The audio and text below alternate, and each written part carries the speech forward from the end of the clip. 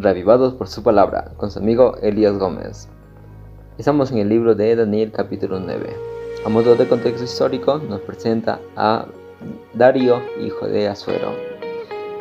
En esta parte podemos mencionar de que primero vino Ciro, que conquistó Babilonia, después vino Asuero, también conocido como Jerjes I.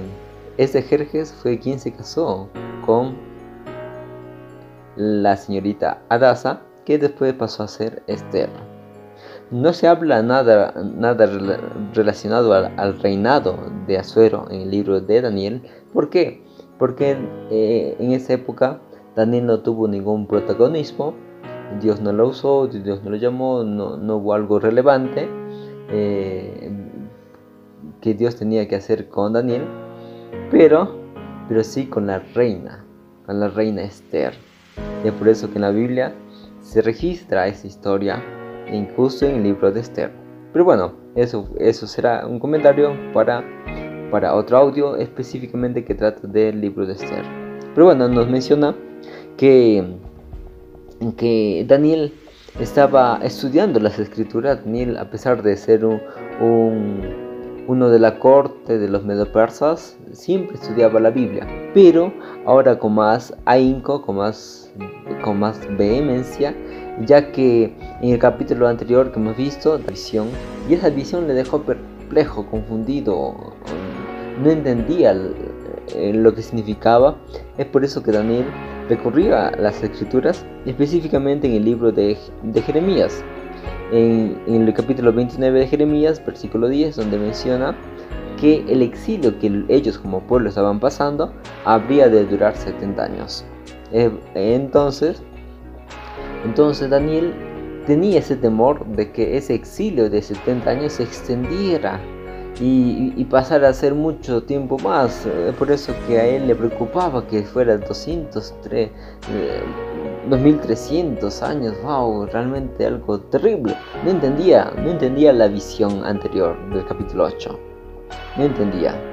Es por eso que Daniel se pone a orar y dice: Señor, te ruego, te suplico que nos perdones, que tú eres misericordioso, etc. ¿Por qué? Porque Daniel conocía de que en la profecía de Jeremías habían profecías condicionales, es decir, de que Dios decía una cosa pero con una condición. Y el exilio también, los 70 años eran condicionales. Podrían ser 70 años o quizás más años. Por eso que Daniel ora y ruega al Señor y le dice: ahora, Señor Dios grande, digno de ser reverenciado, que guardes el pacto de amor y con los que te aman y obedecen tus mandamientos.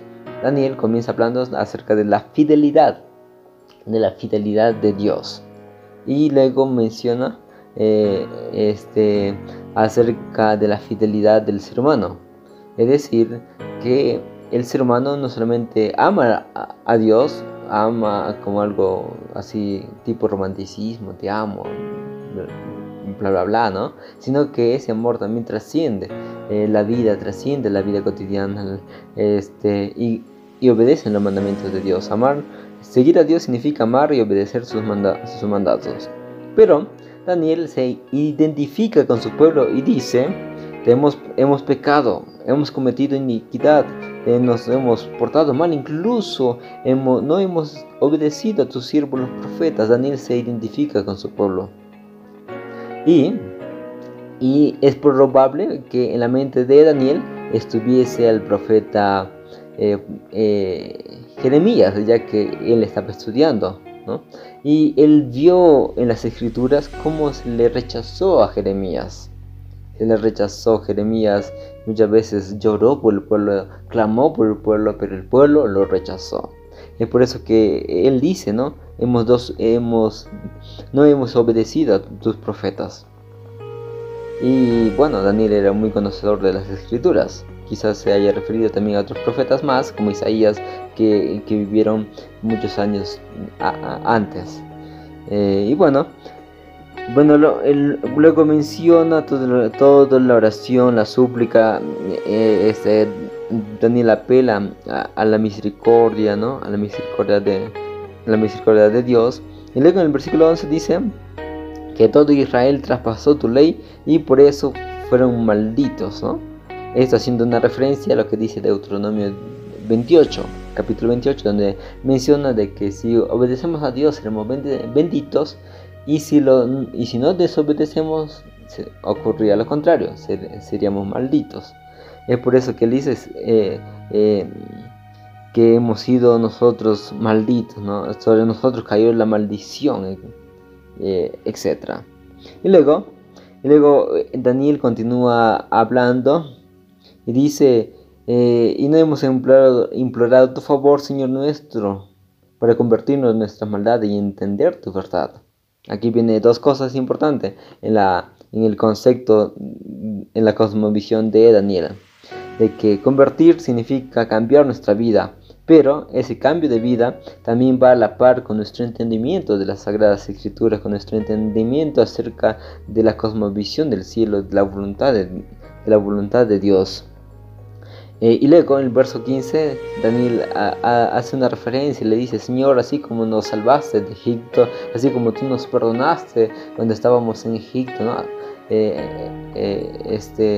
Haciendo una referencia a la historia antigua del pueblo de Israel. Así también Daniel apela y dice: Señor, también así sálvanos, por favor, sálvanos, restaura tu pueblo, restaura, ¿no? En eso consiste la oración de Daniel, ¿no? Y luego en el versículo 18 dice, porque no derramamos nuestro ruego ante ti confiados en nuestras obras de justicia, sino en tu gran compasión. Daniel reconoce que la salvación, la salvación que Dios hace con el ser humano no es porque haya un mérito en el ser humano.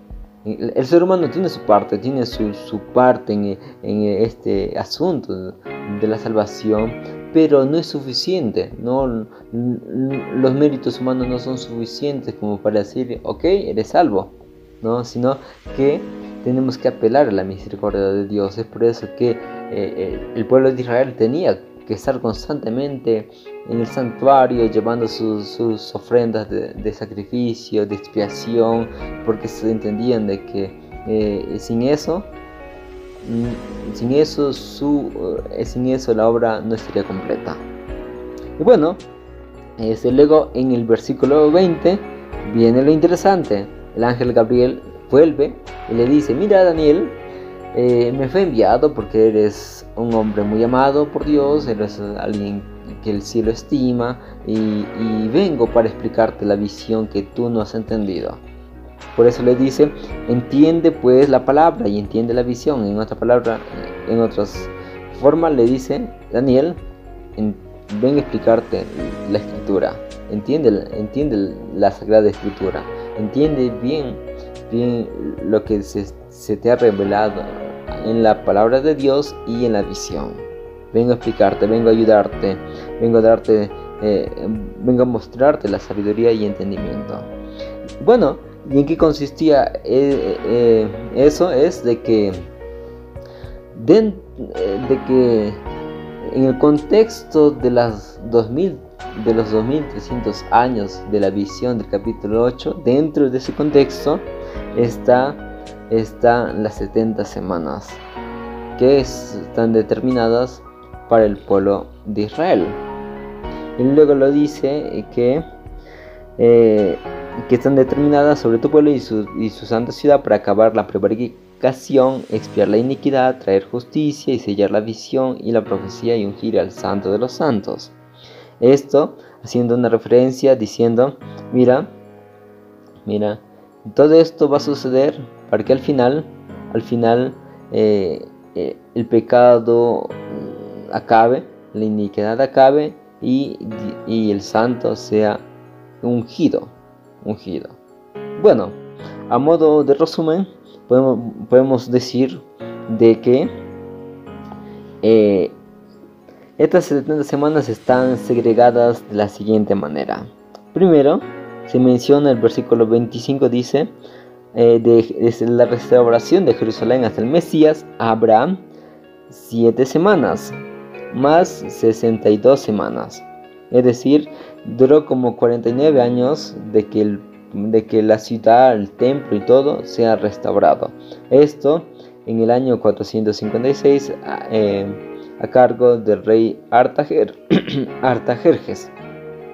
Y luego después de eso habría de haber 434 años hasta que comience Cristo su ministerio, ¿no? Cristo fue bautizado y comenzó su ministerio en el año 27, obviamente después de Cristo, obviamente después que él nació.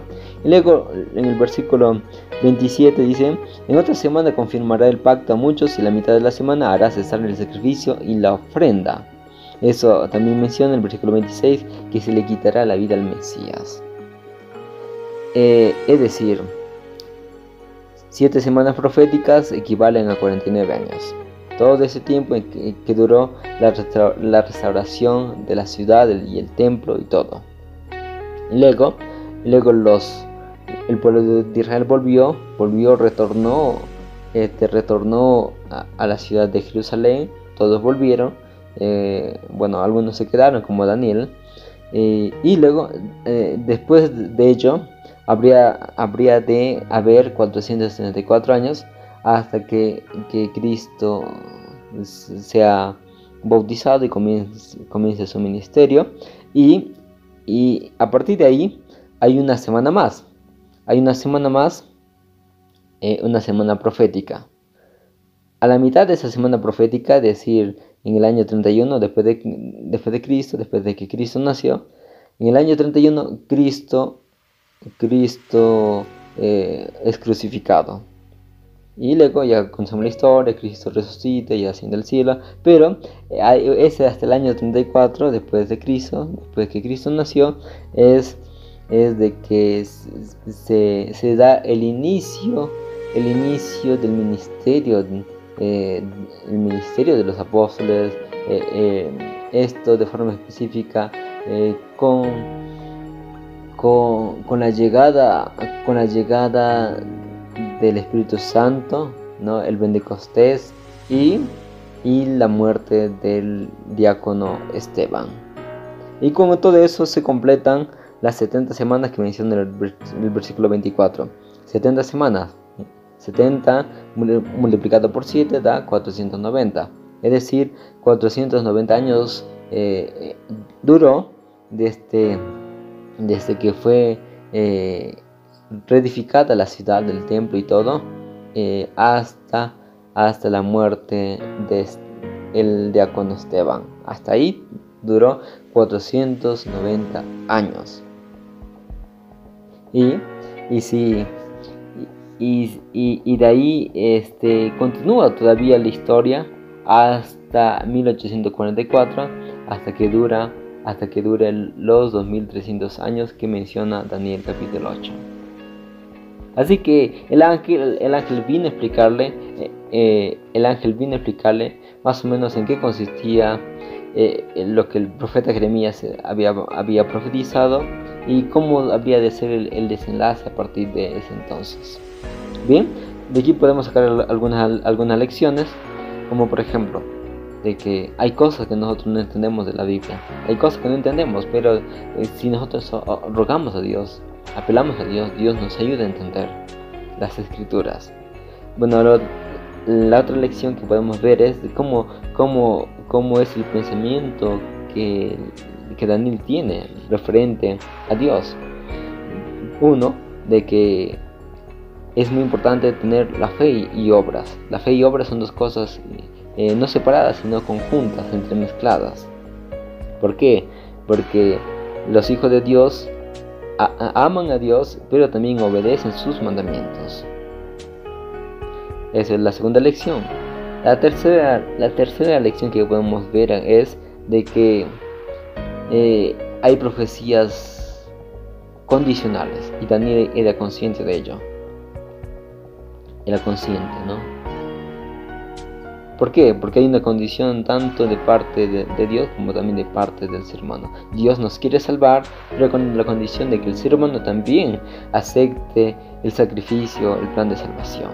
Y hablando de sacrificio, el capítulo 9 termina hablando donde dice: y sobre el ala, el del templo, uno ejecutará la abominación asoladora hasta que la ruina decretada caiga sobre el desolador. Es decir, con la muerte de Cristo ya no habría de haber más sacrificios, ¿por qué? Porque Cristo murió en la cruz una vez y para siempre, y que a través de él nosotros podamos apelar el perdón y la salvación.